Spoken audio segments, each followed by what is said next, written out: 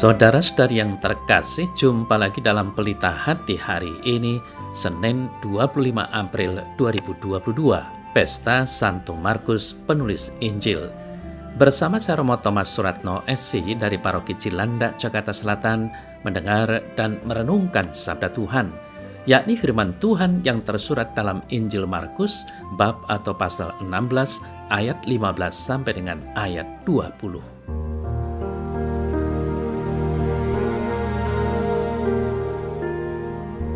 Setelah Yesus bangkit dari antara orang mati, kemudian dia menampakkan diri kepada ke-11 murid dan berkata kepada mereka, "Pergilah ke seluruh dunia, beritakanlah Injil kepada segala makhluk.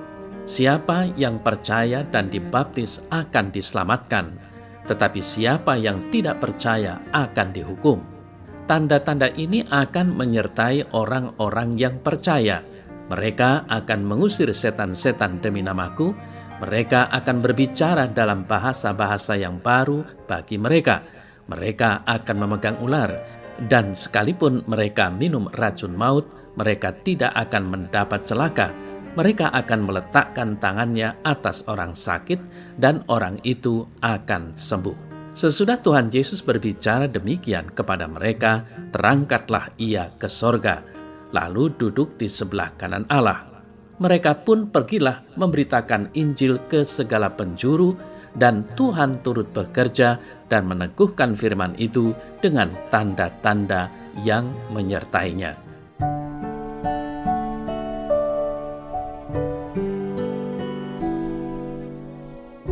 Saudara-saudari yang terkasih, kabar sukacita itu harus terdengar dan mengubah segala makhluk. Khusus bagi manusia, diharapkan supaya Injil itu membantu orang untuk percaya dan selamat.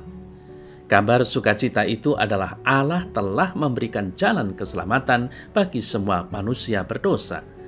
Jalan itu hanya ada pada Yesus Kristus, Anak Allah yang telah menjadi manusia, mati di salib bagi dosa manusia, bangkit dari kematian, naik ke sorga, dan sekarang berkuasa di sorga dan di bumi. Saudara-saudari yang terkasih, sebelum Yesus naik ke sorga, ia memberikan amanat kepada para pengikutnya untuk memberitakan Injil dengan menyerukan pertobatan, keselamatan, penghakiman Allah, dan baptisan dalam nama Yesus. Karunia untuk menghadirkan kuasa Allah pun menyertai mereka yang percaya, mengusir roh jahat, berbicara dalam bahasa-bahasa baru, menyembuhkan orang sakit, dan sebagainya.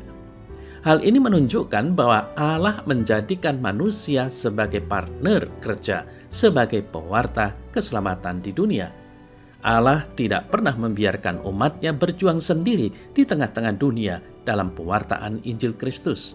Ia senantiasa mendampingi dan menyertai umatnya.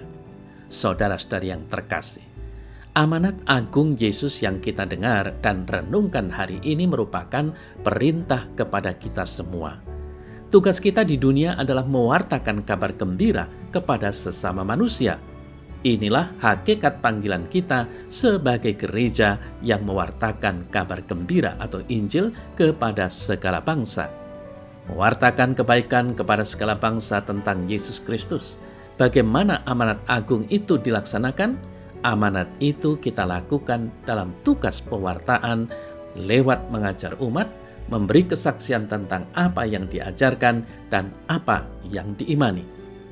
Saudara-saudari yang terkasih, kalau hari ini gereja merayakan pesta Santo Markus Penulis Injil, hal ini menunjukkan kepada kita semua bahwa Markus sebagai orang beriman Kristen dan sekaligus pengikut Kristus, tidak lain dia dengan Injilnya mau mewartakan dan membagikan Injil kabar gembira keselamatan yang datang dari Allah kepada kita semua. Tentu saja dengan harapan setiap orang yang mendengar pewartaan melalui Injil yang ditulisnya menjadi percaya dan diselamatkan. Saudara-saudari yang terkasih, sehubungan dengan warta Injil hari ini, di mana Yesus yang naik ke surga berjanji akan datang kembali. Pengharapan iman ini perlu ditumbuh kembangkan melalui pelayanan, persekutuan, ibadah, dan pewartaan, atau bahasa lain mengatakan diakonia, koinonia, liturgia, dan kerikma. Inilah tradisi rasuli yang terus hidup dalam persekutuan para murid Yesus. Kepada setiap murid diberi anugerah Roh Kudus untuk membangun dan mengembangkan umat, untuk menyatukan dan mengantar umat kepada Tuhan, bukan sebaliknya. Saudara-saudari yang terkasih, inti dari warta Tuhan ini adalah perpisahan yang meninggalkan berkat dan rasa sukacita yang meliputi semua murid. Sukacita karena Tuhan Yesus bukan pergi tidak kembali meninggalkan murid-muridnya, melainkan pergi untuk mengutus Roh Kudus. Roh Kudus itulah yang dijanjikannya sehingga gerejanya bersukacita. Maka dari itu, saudara-saudari yang terkasih, warta Injil hari ini di samping kita bergembira merayakan pesta Santo Markus, salah seorang penulis Injil, tetapi juga menjadi relevan dan berarti kalau kita yang percaya bahwa Yesus Tuhan telah naik ke surga dan akan mengirimkan Roh Kudus guna membimbing kita. Kita patut bersyukur karena dengan datangnya Roh Kudus, maka gereja akan selalu diingatkan oleh Yesus agar berjalan dalam kehendak-Nya. Saudara-saudari yang terkasih, perlu diingat dan diteladani bahwa penginjil Markus, di mana Injilnya yang kita dengar tadi, dia meski tidak pernah menjadi murid Yesus secara langsung, namun setelah dibaptis, ia total menjadi pengikut Yesus. Bahkan mau menyerahkan nyawanya demi Yesus. Itu semua terjadi karena bimbingan hidup oleh Roh Kudus. Ingat juga, tidakkah melalui penginjil Markus kita bisa mengenal Yesus dan karya keselamatan yang dilakukannya? Markus giat dan tekun mewartakan Yesus Kristus dan menjaga serta membimbing umat yang dipercayakan kepadanya. Ia yakin bahwa Allah yang telah memanggil dia dan kemudian Kristus akan melengkapi, meneguhkan, menguatkan, dan mengokohkannya. Lalu bagaimana dengan kita? Percayakah bahwa peristiwa di mana Tuhan Yesus naik ke sorga membawa rahmat turunnya Roh Kudus yang membimbing dan menolong hidup beriman kita?